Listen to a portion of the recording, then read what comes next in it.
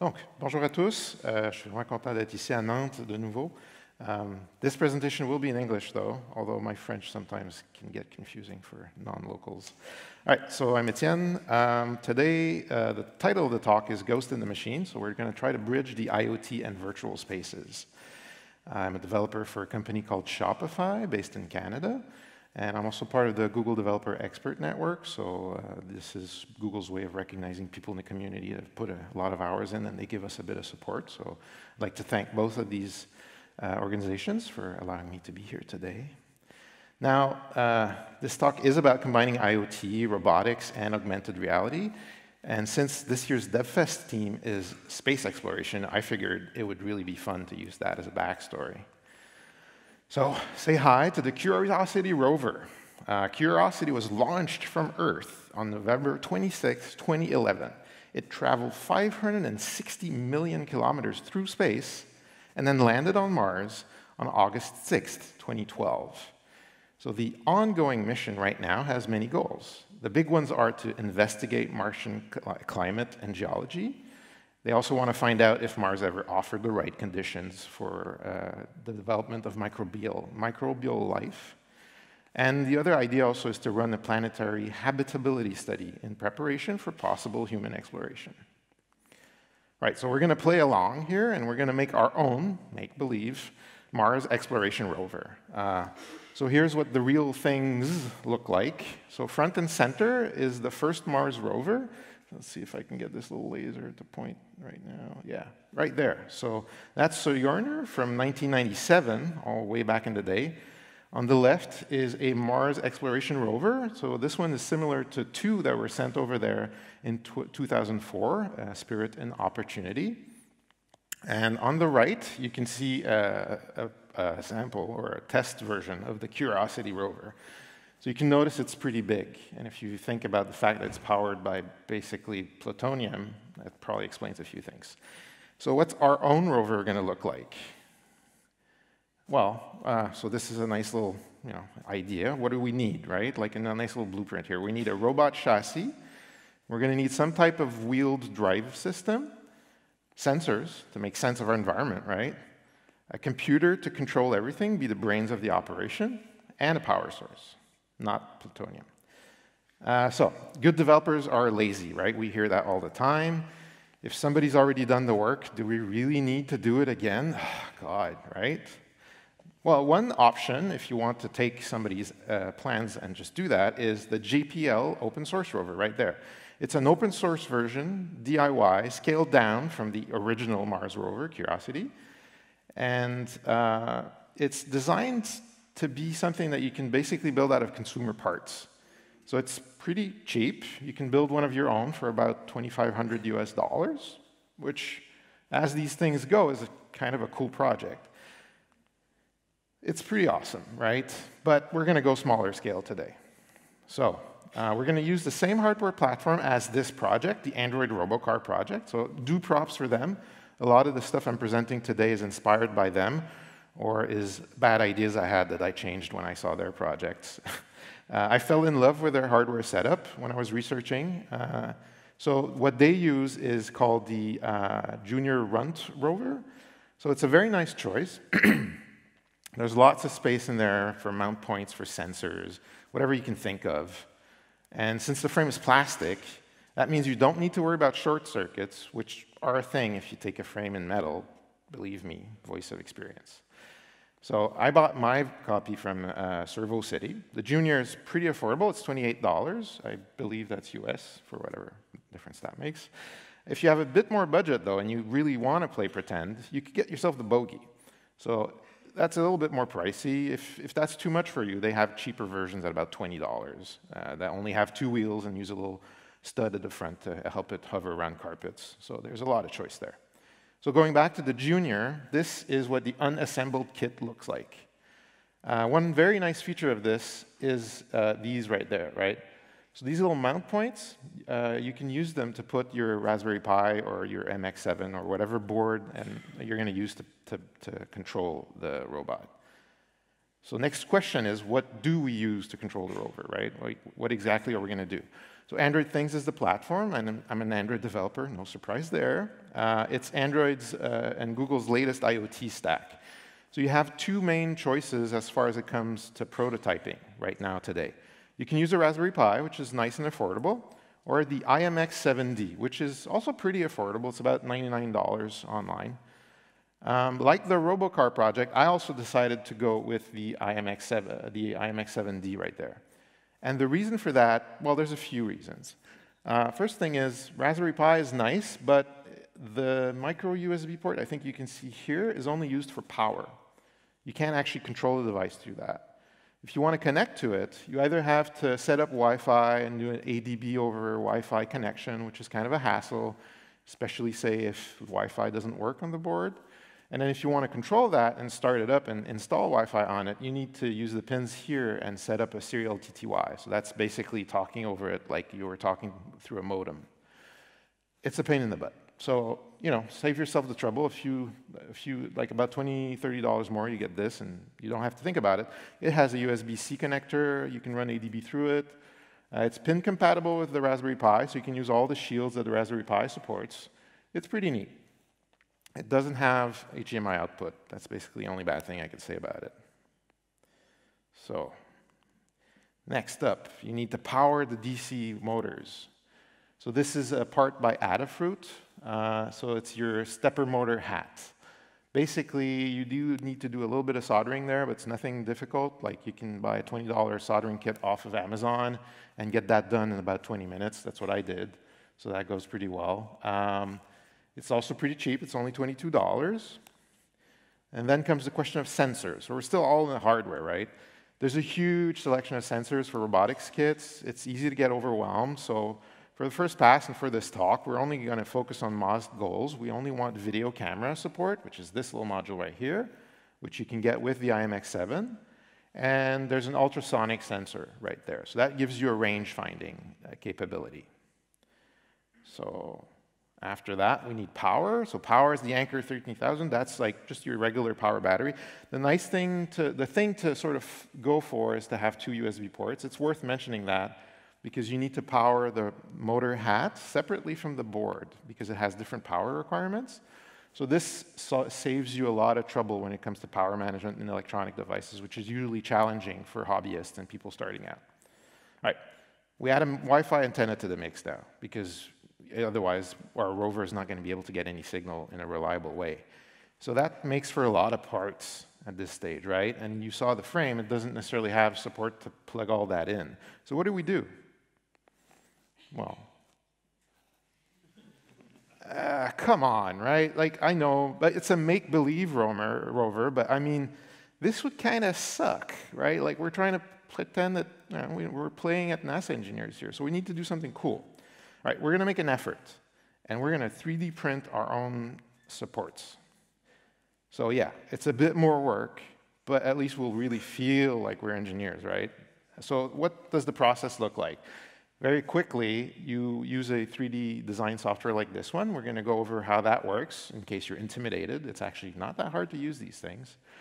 Then, when you are done with that, it gives you an STL file. STL files can be dropped into a software called Cura, which works with a ton of 3D printers out there.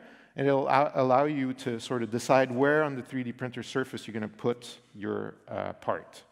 And you can also see, you can't see it on this screen, but you can also see where the filament is going to go and decide how to lay it and all that. It's very simple software to use. Like, it's almost plug and play, point and click, and you're done. Lastly, if you want to go with your own 3D printer and you don't have money for like an Ultimaker Mark III, which is like $2,500 or something, this thing right there is $220. And there's a lot of other knockoff Chinese clones you can get for that kind of money. You have to build them yourself, though. This one's already pre-assembled for you, so that's kind of cool. All right.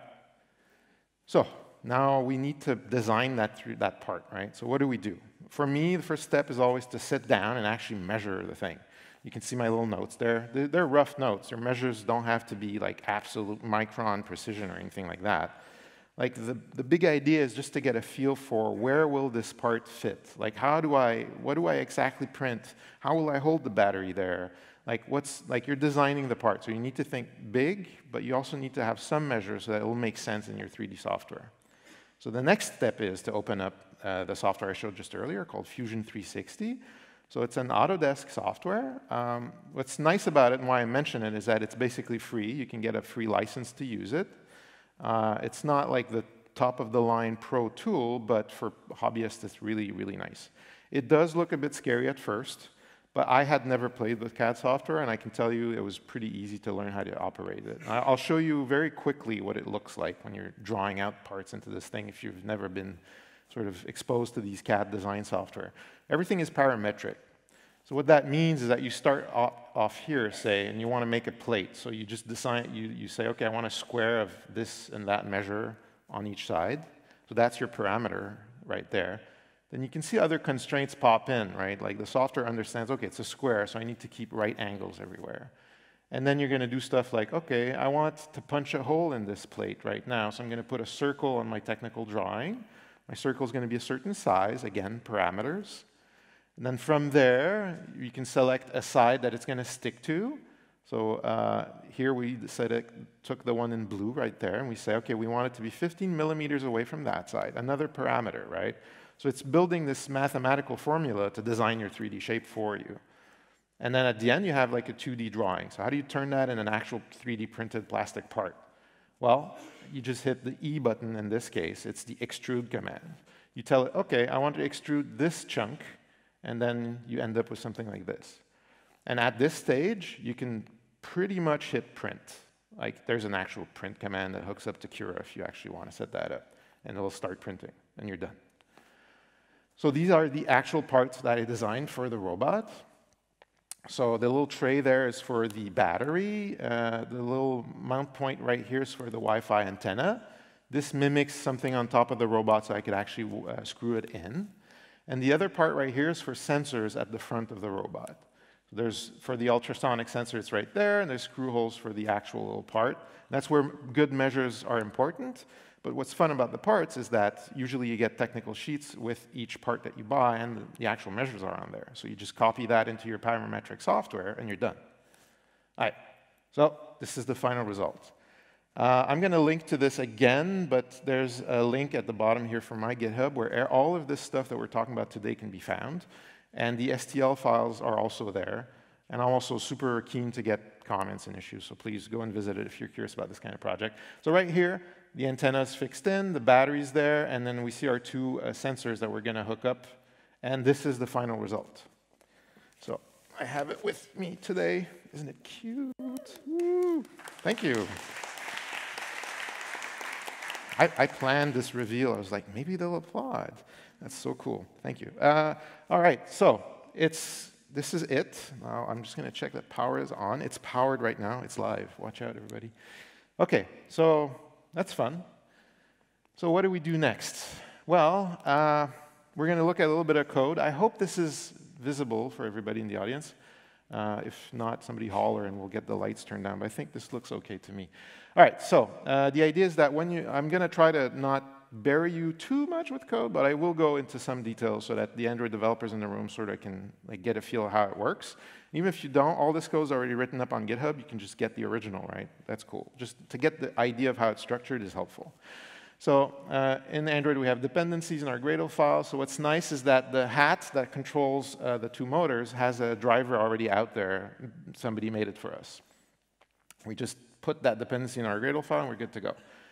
Then to actually use it, so Android Things runs activities, just like an Android phone would. So this is code that you add to your activity, and that will lazily, today we're doing all modern code, so no Java, folks, sorry, and there will be RX Java later. But anyway, so we do initialization by lazy, whatever, and then when this is called, the motor hat is ready to go. Like, we can just send commands and power the wheels right there. So what does that look like usually? Well, there is a wrinkle. Like, this is the code to power one wheel. So we give it a value, and then we say, what direction do we want that wheel to spin? And then when we're done, we need to release it, because otherwise it'll spin forever. So there's a few challenges right there if you think about it, right? And this is only one motor. So that's going to be a really painful API to work with, won't it? Right, so we're going to work with that, and that's where the Kotlin comes in. So anybody here do Kotlin? I can't actually see. I shouldn't ask. Anyway, just holler if you like this. Extension functions. Yay. All right, cool. So the ideal API for me would be to have a motor hat, like the instance of the driver, and just tell it drive. And I want you to put that much power on the left side of the robot and then that much power on the right side. And if it's negative, it's going to go back, right? Make sense? Kind of cool. And to release all of that stuff, I just want to release all command. How to do that? Release all 4 motors? All right, easy. Extension functions allow you to basically add functions to the existing driver and write the API you would like it to be there. So that's fun. All right, simple case. We just do a for loop and we release everything. So what else? Well, if we want to do the drive function, we need to sort of think about what that's going to look like. So here I've decided to add an extension function to Boolean to just give it the right clockwise spin if it's true or false. Then from that, I can apply the correct spin just by looking if, say, the speed is negative or not, right? And then I call absolute speed motor, and then that's it. So I do the 2 commands. I set the spin of the wheel, and then I set the power. And I create an extension function command right here that's going to power that wheel exactly like I want it.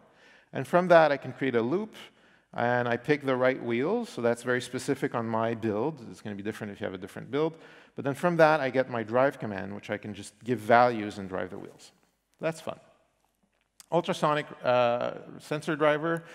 Problem there is that that's not an official driver. So if you look at the repo, you're going to see I copied a class over. Don't worry too much about it. The reason it's important to mention that, though, and the reason why ultrasonic rangefinders are not supported officially is because of a limitation with Android things. So the thing with Android things is that it does not support real-time. So what's real-time, Etienne? In the case of electronics, what it means is that what you get with Arduino, you give a command, you know exactly how much time that command is going to run, because it's like based on the clock of the actual device. Whereas this is a Linux system. If we give a command, we don't know really how much time it's going to take before it executes and when we're going to get back from that. It's not precise. There's all sorts of other things going on. The system is threaded. Arduino is not, right? So right now, there is no such support. And while you can write a driver and it kind of works and it kind of gives you readings that make sense, they're not very precise. And that's not what this is designed for. So this is why it's not officially supported. Anyway, good to know. So this driver will basically use RxJava features. I warned you there's some RxJava in there. If you know what a relay is, or if you don't know, well, effectively what we're creating is a stream. And what is a stream? It's just a fancy way of saying it's a callback, and you're going to get called back many times. And in a stream, you can configure the stream to call things back in all sorts of different and interesting ways. We're going to see why we need that a bit later. So right now, what we're going to be getting is a callback that's going to sort of regularly going to post, like as fast as it can, these values on a bus, on a subscription, on an observable, whatever, call it what you will. And then we can decide at what frequency we want to read from that later. So we don't need to think about it. So we sort of break up the 2, right? The ultrasonic rangefinder gives us numbers at a certain rate that we don't control. We want to control it. Observable chains are really great for that. All right. T-minus 10, so, 9, sound. 8, 7, 6, 5, 4, 3, 2, 1. Main engine start, 0. And liftoff of the Atlas V with Curiosity, seeking clues to the planetary puzzle about life on Mars.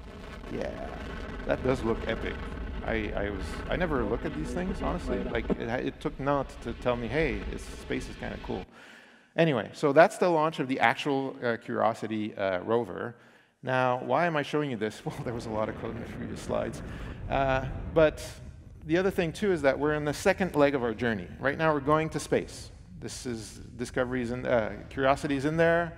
It's going to Mars, right? So what's next? We need to think about a few things right now. How are we going to communicate with that robot, right?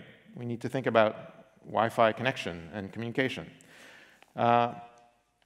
So the wrinkle with this project is, and you'll see that if you look at the code, and I'll show you a little bit of the code after this, but not too much, is that this is socket connections and TCP/IP. Why? Well, actually, when you get into fancy things like Bluetooth discovery and all that stuff, it tends to be a bit wonky. Support is kind of weird, and when you're dealing with hardware like this, it's kind of good to stick to the old basics. There's really interesting stories about NASA and the kind of hardware they actually ship into space. Their chipsets have to be space radiation resistant, so they're using really old computers very often. Anyway, I can tell you stories about that later if you're curious. But right now, what we have, though, if we're using TCP/IP sockets, is that we have this concept that if two parties are communicating, they're going to both act as server and client, depending if they're receiving data or, or emitting it, basically, right? So for the robot car to talk to our controllers, we're going to need connections both ways. One connection is going to be about sending telemetry from the robot into the controller, and the other connection is going to be the controller sending commands to the robot itself. All right. And what does that look like? How do you set up these network connections? Well, more code, but basically the APIs are pretty simple. And again, we're going to use the power of RxJava to abstract away a lot of complexity. So disposables in RxJava allow you to cancel a subscription. So that what's kind of interesting here is that when you're sending a command, it's a one-shot subscription. It's like basically an asynchronous task that's running in the background. Getting a disposable back allows you to not think about socket-specific communication stuff and threading and all that crap. Basically, what you can do is just say on your Android lifecycle, when you're done, is like, oh, I have this thing in flight, just kill it, please. And that's done. On the flip side of this, to receive information, we're again using RxJava patterns. So our network servers, regardless if they receive commands or telemetry, right, regardless if they're the controller or the robot, they're going to have observable streams of data, and they're just going to pick away at the data that comes in and decide what to do with it and filter it whenever they need to handle that stuff. Right. So we've looked at a fair amount of code. So before going any further, before everybody falls asleep, I'm going to exercise our rover a little bit. Yeah? Woo! All right. So hopefully this will work. OK, so live demo. What do I do? So I'm going to be broadcasting the actual screen of my device while I'm doing this, so you can get a bit of an idea and a feel for what I'm doing here. So for this, you're not seeing what I'm doing off screen, but trust me, it's, well, not that complicated. But so if anybody hears from Genymotion, I'm using screen copy. Thank you for that app. It's really nice.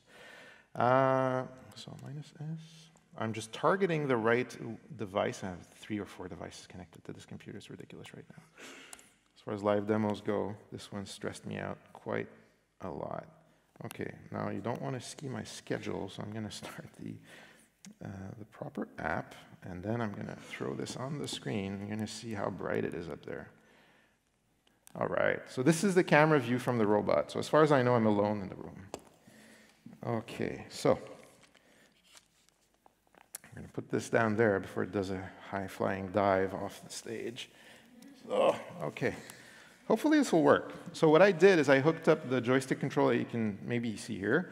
And, oh, come on, what are you doing? You're killing me. Oh, I know what happened. I think I know what happened. We'll give it a minute. Well, this is a bit of a demo fail, isn't it? I'm so embarrassed. All right, what I'll do is I'll reboot this thing, and I'll keep going with the presentation. I'll try again in a few minutes. It's kind of finicky.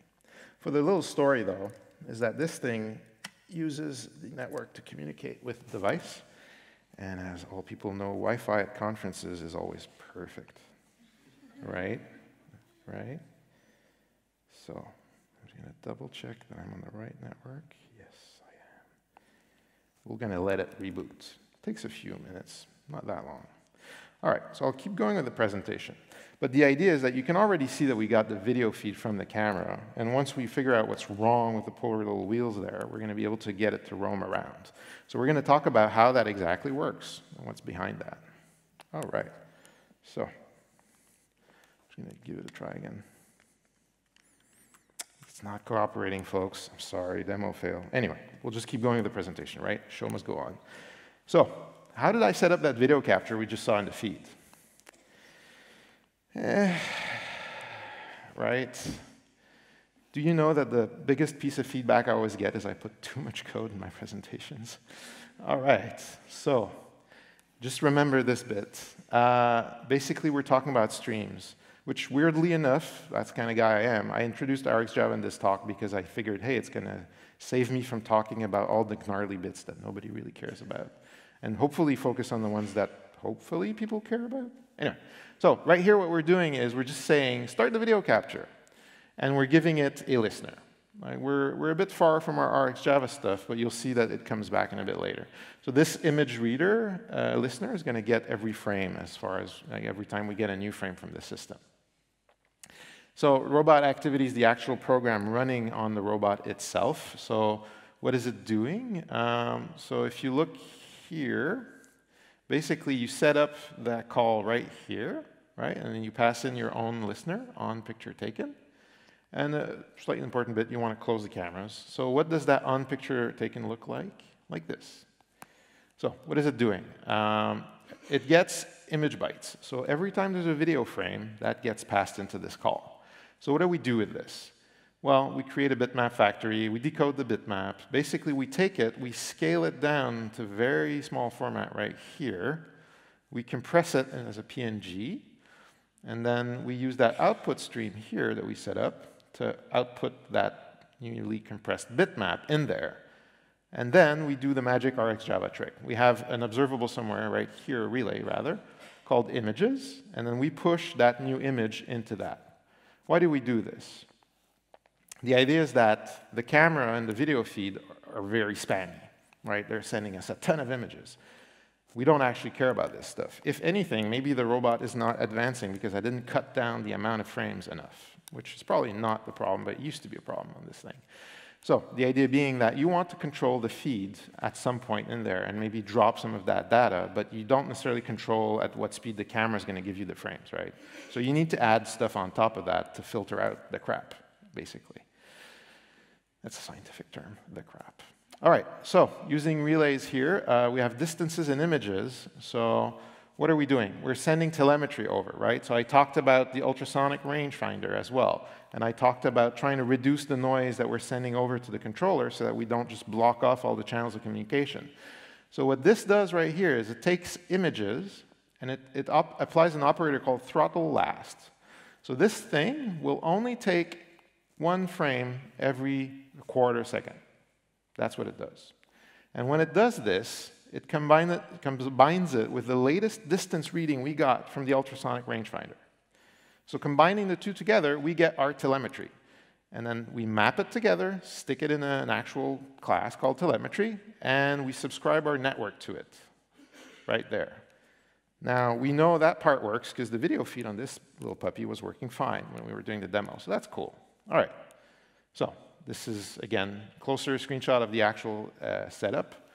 If anything, I decided at the last second to replace this broken Nexus 5 with my brand new Pixel 2, and I'm so disappointed in you, Pixel 2. OK, so this is the setup. Now, the idea is that you use these two sticks to drive this like a tank, or like a Katamari, if anybody's ever played that game. Why do we do this? Because the tank, basically the four wheels are fixed, right? They don't have axles. So you cannot really propel this thing unless all sides move together. So one side goes forward or backward at the same power and vice versa. And then when you want to turn, you need to skid in place. So that's the idea, right? OK. So then we need to think about the commands, because we have our joysticks, we're going to have our readings, we're going to need to find those readings somehow from the device and send them over to the car. And we're probably going to need some sort of processing layer in there, because again, how are we going to decide when to stop going forward? When's the last command going to deactivate? Stuff like that. Like, what are we going to do here? All right, so let's look at it in details. This piece of code in an Android activity is all you need to read from joysticks. So that's all it is. And what it is that you read from the appropriate axes. So they're weirdly named right here, but this is axis Y analog, and this is axis RZ for some reason, which is the Y analog stick. Then you build your command. So a command is basically a time with a left and a right drive speed.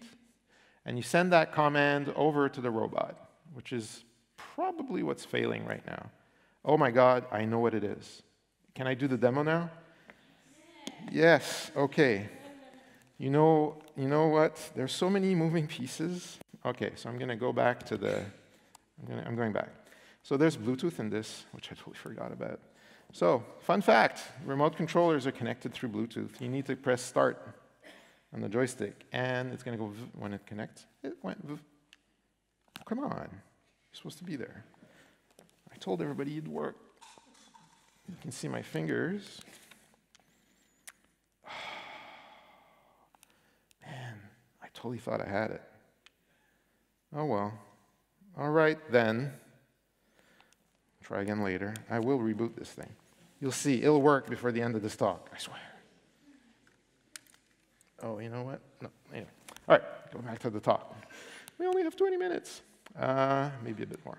Okay. No pressure, Etienne, no pressure. It's all good. Okay, remote. Remote is here. I'm good. I'm still alive. Okay, you're all with me, right? Okay, cool. All right, I'm in this space. We'll do this. So how does this work? Well, there's some code here that will take the values from the joysticks and sort of massage them into a nice sort of format. It's probably the kind of fiddling that you would do if you were actually programming a video game for things to work. I won't go into the details, but the general idea is that when the sticks are resting in the center, you don't want them to send small values and have the car going all jittery, like all the time, which could happen, which happened, which is why I put this in and cut that out. All right, now, on the other side, the car has to receive the commands eventually. So, how does this work? Well, the other thing is that these, when you move them, they generate events, and these events go onto the channel. If I go full on, then I send one command to go full speed ahead, and it'll stop after a while, right? It's one command. You need to actually give it a time the way I set it up. But the general idea was that I wanted the car to stop at some point, basically, before it dives off the stage, right? So the idea here is that I set a certain time on it, and on the other side, it has to be able to cancel itself out. And it also has to go, I'm driving this way, and I'm receiving a new command. I need to cancel the last one, and then run the new one, right? So there's a lot of stuff coming down the pipe.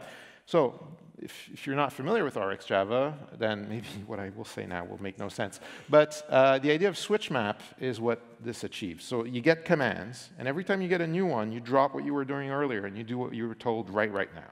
So if I'm not sending anything over, I'm just telling you once, like, full speed ahead for at least 10 seconds. Then you're just going to go full speed ahead. And if I change and make you spin, you're going to get a new command, drop what you were doing, and start doing that.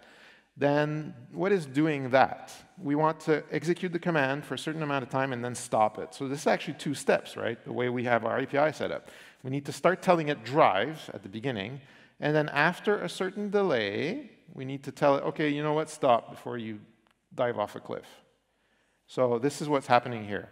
This observable rear is a concatenation of two other observables, and maybe this could be done better. Please bear with me. I was a bit tired last night. So this is going to basically do drive and then cancel, and then we're done. And then this is the part of the subscription that actually runs the work and does this on the main thread. So if you're not familiar with Android development, you're going, what the hell is this nightmare? And this is what I live with every day, folks.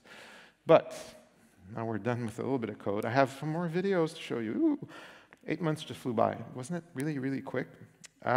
So we have our communications pretty much sorted out, it seems. So we're ready to land on Mars. And really, this blew me away. This is insane.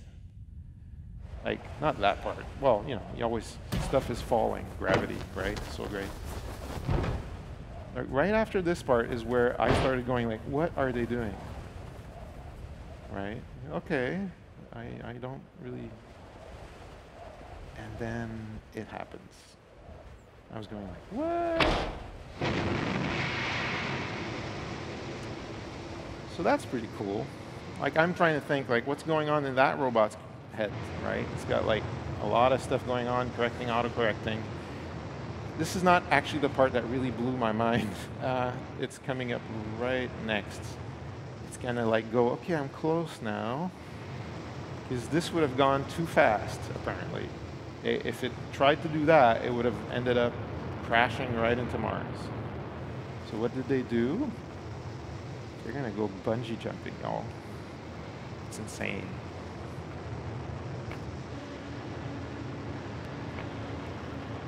What? Right, you might have seen this before. I'd heard of this, and I remembered I'd heard of this, and my friend's mind was really, really blown, so I figured everybody should see it at least once. Cool. So it's going to land safely. Oh, and then that part happens. It's kind of funny. Look at that. Bye. OK, bye. All right. So we're on Mars. We're not really on Mars, right? We're going to really have to start playing pretend. And we have a little bit of time to start playing pretend. Isn't playing pretend nice? I like to pretend I know what I'm doing. Right, cool. So we want to do AR. AR is perfect for playing pretend. So when you want to do AR, what do, right? You open up a big graphics package or Blender, and then you read the 1,200-page manual for it. If you're like me, you give up. There's no way I'm going to learn Blender, at least not this week. So what's nice, though, is that Google came up with this free source of models. It's theoretically nice, because a year ago it didn't really matter, because you couldn't load these in an Android app at all. But no longer. Now you can. So this is a search, by the way, with the tag space, which provided me with a ton of fun little models. I really recommend you go check it out. So now what's cool is that the ARCore team has added everything you need to load a very fancy 3D format called Gltf. So what is Gltf? It's basically the standard for physical-based rendering models that's been accepted throughout the industry. It's like pretty fancy in the game world, and it's basically made mainstream now. And Google supports it. They export Gltf, and they import them now as well. Thank you, Ramagi. We love you. So basically, what you do is that you apply the plugin for Sceneform right here, and then you define what your assets are. So the Gltf is right here. It's a bit of a little package. If you mess about with it, the structure won't interest you that much. But this configuration in your Gradle file will basically take Gltf files and turn them into SFAs, if I believe, and then stick them in the right place in your app build process to make them available to your app. Fun fact, they added online loading of Gltf, I think, a week or two ago, which is also a pretty big deal because it means you don't need to necessarily go through this build phase to load the models now. So you can just get the models from online. If you think about it, these things can be big, so that's a big deal. All right, so this is the kind of stuff you can achieve. I'm going to actually show you this in a hopefully working demo in a few minutes. So how do you set up stuff to be able to... Come on, laser. Oh, I'm blocking it with my finger. Of course, it's not going to work. All right, so this scene right here is basically the solar system in a very nice little format that I found on the Poly site, and I added to a scene earlier today. And you can note that there's like a fake rover as well looking on in dismay because it's wondering, why am I in space? I'm lost. So the onCreate methods of a ARCore app, basically. So what do you do here? Usually you get ARCore activity, and it has a fragment, and you take this fragment, because fragments, right? What are you going to do? The big point here is that the models, which we were talking about, have to be loaded somehow. And since models are kind of big, that's an asynchronous process. And on Android, we know asynchronous process means crashes, lots of them, right? Well, we don't want that. So we're going to use, again, RxJava, because RxJava is the cure-all for all crashes. Believe me, I'm an expert. And then once they're loaded, these two models, what we're going to do is we're going to configure our scene. We're not going to jump into the whole rigmarole of all of that. What I'm trying to do right now by showing you this code is give you the mental map of, OK, this happens in 3 steps, and I can go look at the actual specifics on my own, because who's going to remember all of this after we're done here, right? You're going to remember that video, though, right? That was insane. That thing bungee jumped on Mars. Anyway, so when you want to anchor your model right here, you bind your model renderable to a scenery. And how this happens in our case, and you're going to see this in a second, is that the planetary model right there, I set it up so that when I touch on the floor, on the surface through the AR window, it's going to anchor there, and I'm going to be able to play with that model a little bit. So this is how that works. So we're basically telling it, OK, whenever somebody taps on an AR plane, I want you to take the model and stick it in the 3D space in that spot. This is what we're doing right here. That's all there is to it. Now, the other thing that we can do with ARCore, instead of just tapping on the floor all the time, that's not super practical. So what we want sometimes is a way to be able to stick virtual models onto real surfaces and just basically have them appear there when we need them. And you can do this through AR markers. So what are AR markers? They're basically images that you configure in the ARCore app that will be recognized and that can serve as anchors. So when the app sees these images, it can go, hey, I've just seen an image. It's there in the 3D space. And you can react to that and say, OK, cool. Could you put the rover there? Or could you put a moon base there? Or could you put... And then you can set up little scenarios and make believe, a lot of fun stuff. Now, if you want to play with this, this slide is all about images are not all the same, apparently. And I'm a bit perplexed, honestly, because the idea is that you need images that are recognizable by the algorithm they're using. So this is super cool. This is perfect. It's got a score of 100. This is the command line tool you use to evaluate the quality of the images. Mars is not so great for some reason. I guess there's not that many clouds, because Mars gets 20 and the Earth gets 100%. And that's how that is. So what you want to do is only use images that are above 80. Otherwise, forget about it. It doesn't track really well, and you're going to get a hassle. So if we take this one, this is the code that you would use to set up a marker, if you can see at the bottom of the rover right there. When the phone recognizes this marker, it's going to stick our rover right on top of it. And the key point is, we're all talking about nodes. So ARCore is built on top of Sceneform, and Sceneform is like basically a scene renderer, like it's an object graph. So you stick things in places, and you put them relative to one another, and this is the kind of syntax that you're working with. Since we're sort of really short on time now, I'm just going to show you what that looks like, and we'll take it from there. So for me to show you what this looks like, I will jump out of presentation mode. I will go back to our screencast. Which you're still not there, right? No, it's not there. I'm sorry. Come see me. Sorry? Oh, yes. Yes, I have Bluetooth on the phone. This could have happened. I swear to God. All right, so I'm just going to connect back in. I just cut your connection, guys, didn't I? You're not going to see a thing. So let's just go back to this video, and you don't care about my schedule or my stocks. All right, so I'm just going to launch the AR app, hopefully picking the right one. That's not you. Bear with me for a second. Like an old man, my eyes are bad, I can't see. This is it. Yay! Okay, found it. All right, so I'm going to risk it and just, well, that worked well. All right. It's too far. All right, I'm going to start with the planetary system, and then I'll try to get close to that thing. All right, so boom. No, this is the wrong app. Okay, let me try again. This is going really well. You're a great crowd, by the way. Did you know that? Thank you for being here with me. Right? Right, that's it. Okay. No, not you. What are you doing there, Android? Well, it's Andy. Hi. Hi, everybody. Hi. All right. Seriously, I'm going to give up in half a second. Giving up is important. You need to know when to give up. I'm going to try one more time, just because I can't find the app in the mess of my phone. Oh, now you see my schedule. All right. Okay, if Andy the robot comes up, I'm going to scream. Yay, planets. All right. You can actually say, yay, thank you. Yes, yes. All right, so live demos. Aren't they great?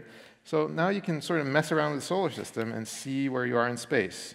It's a very nice sun, the Earth, Mars, right? Cool. And then, of course, I threw that thing way too far, so I'm going to go fetch it, try not to break my phone. And we're going to try to put our own little Curiosity rover right here and show you how, basically, when an image is recognized,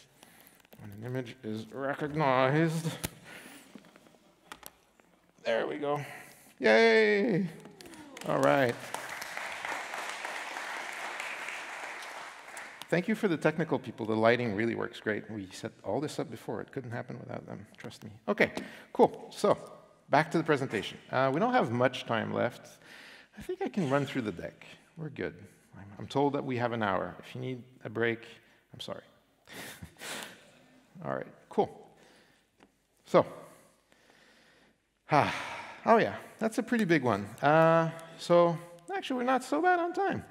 there's one item I'd like to cover with you. If you're curious about ARCore, you might be thinking, what's so great about ARCore compared to, say, Unity, right? Unity has it all. You can do a lot of fancy 3D stuff. My take is, now that we have a way to import models into ARCore, it makes it infinitely more practical than it was a year ago. And the other thing that is really cool about ARCore and Sceneform is that you can use Android UIs and just stick them in 3D space wherever you want.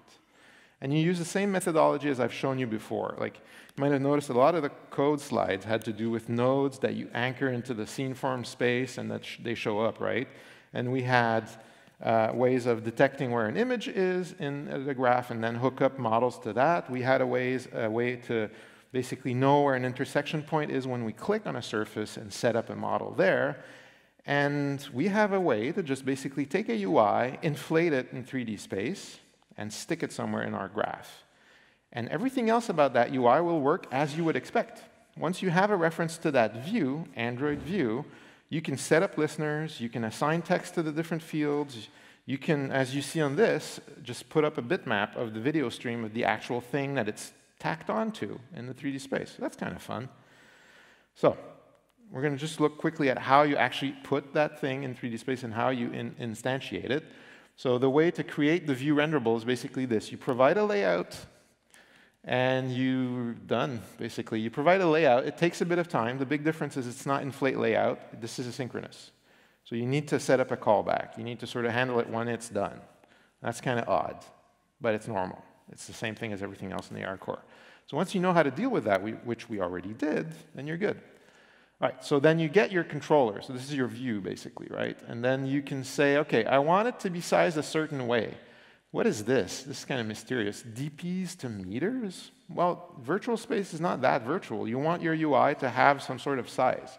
So you just say, for this many DP in my UI, I want you to take this much physical space. That's what it's about. And then you can bind that controller view. What does bind mean in this context? What I mean by that is you hook up your listeners, you assign your values, you do all that nice stuff, right? This is kind of almost standard. Nothing really super specific about, except here, that we're going to use a send command underneath there. I don't know why I put that there, because we don't see it. But basically, the send function that's defined right there is going to be called from the listener, the click listener. So it's a way for us to just basically do the same as we would do with any other UI button, like send a command, let's execute code based on that. And then to finish up, this is how you add a view renderable to a 3D scene graph. So here, I skipped a lot of the boilerplate that you saw earlier, but the idea is you create a node, and nodes are things you can stick into 3D space in the scene graph. You set a parent, so you say the anchor node in this case would be whatever it is. In my case, in the code that you could look up on GitHub, it's when the markers are somewhere. I've associated this little earth on the side of the rover to an actual UI that you see in the screenshots. You saw in the screenshot previously, or in this screenshot right there, right? So when this earth is spotted, it allows ARCore to say, oh, the car is there. I'm going to put the UI on top of it, basically. And this is what's going on. Now, little commands here are all about 3D transformations. If you're not familiar with this stuff, it might help to know what the hell it is. So this is local position. All I'm saying is that I'm basically sticking this thing a little bit above, basically, the marker itself, behind, sorry, rather, because this is Z. So X, Y, and Z, 3D space. So you just basically stick it a bit deeper relative to the place where the marker was found. And then there's other things you can do. So in this case, the default would be to have this perpendicular to the actual Earth. So I just rotate it a little bit to stick in the right place. Anyway, you can do all sorts of transformations. The point is, that's where you do that. And this is what it looks like. So the next demo, which is obviously not going to work because the thing is not moving, right? Sad. The idea is that once you have all of this tooling available to you, I wanted to be able to do something funkier than just control the car, or the rover, sorry, with the joysticks. So what you can easily do when the wheels are moving is you can actually say stuff like, OK, I'm going to tell you to power the wheels for X amount of time, and then we're going to measure how much distance you've traveled. And you might ask yourself, whoa, measure distance travel? How does a robot car? No, the robot doesn't care. We have the markers, right? And ARCore gives us physical space measurements. So what's cool is it allows us to basically say, OK, I know the marker is here. I've just done this with the robot. Where's the marker now? And by knowing the delta, you can say, oh, if I apply this much power to the wheels, the rover will go forward by, I don't know, 30 centimeters. And that allows you, in turn, to do stuff like point a spot on the carpet. And once you have the calibration, you can just say, oh, I'm 50 centimeters away, divide those, okay, I'll just go there. And then that's fun. That's the idea of AR and robotics, kind of cool. And then next is the live demo. We have a little bit of time. So I'm going to try, right? At least I can show you live what the UIs look like. And I'm not actually that disappointed. I've come to live with the fact that these kind of demos with so many moving parts, it's quite possible it's going to fail at some point. Anyway, but if you're curious, right now, I'm telling you, find me in the conference. I will definitely make this thing run in front of you, and we'll play with it together. I love playing pretend with other people. I'm a good person, I swear. All right, so live demo. Let's try it one more time. Right. So again, all the code for this is available on GitHub. All the associated niceties, the links, the URLs, the slides, all of that is on GitHub. I would love to actually get other developers to get into this and share their notes, because as you can see, there's a lot of bugs and kinks to work out, right? But it is a lot of fun. It's the kind of projects that once you have a lot of the base material done for you, all the frustrating part is really behind you. Debugging a few things here and there, not that painful. All right, so I'm running the remote. I'm running it on the phone. And we'll see. All right, so this is a different program. I actually gave you a little preview of it earlier when you saw the little green marker pop up. All right, so now if you're wondering, the little white dots are the actual ARCore engine seeing the surface on the floor and reporting that to us. So again, I'm going to have to do some fancy maneuvering here.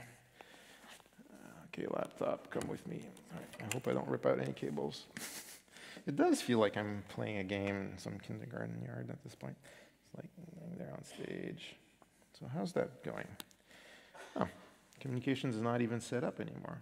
Well, anywho, look, you get the idea. Like the virtual UI pops up, you can interact with it, and you know, it's not, maybe it's a bit underwhelming, but you can actually see me click on the buttons. Oh, now it decides to have video. That's interesting. Go to marker, go, move, move, move, move. No. I think it's something to do with like power management. I've been having trouble lately with that. So, anywho, so you can see the video.